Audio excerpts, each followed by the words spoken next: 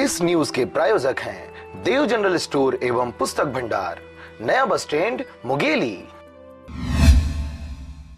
Pathariya block के सरगांव नगर पंचायत में संचालित सरस्वती शिशु मंदिर में बीते दिनों बाल मेला का आयोजन किया गया था।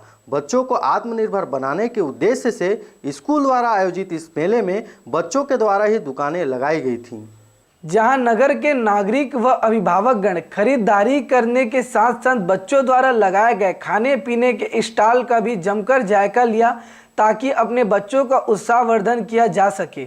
यह कार्यक्रम सरगांव में संचालित सरस्वती शिशु मंदिर में हर वर्ष किया जाता है, जिससे बच्चों में आत्मनिर्भरता के गुण आ सके। इसलिए इस कार्यक्रम को स्कूल के प्रधान पाठक व समिति के सदस्यों के माध्यम से किया जाता है। इस कार्यक्रम को सफल बनाने के लिए छात्र छात्राओं के साथ साथ स्कूल के शिक्षक शिक्षिकाएं व बच्चों के अभिभावकों का अमूल्य योगदान रहता है। मेला से बच्चों को बहुत लाभ है, इससे बहुत सारी शिक्षा मिल रही उनको, इससे बच्चे लोगों में काफ़ी विकास होगा कि वो व्यवसायिक तौर पे आगे बढ़ सकते हैं, जैसे आगे जाकर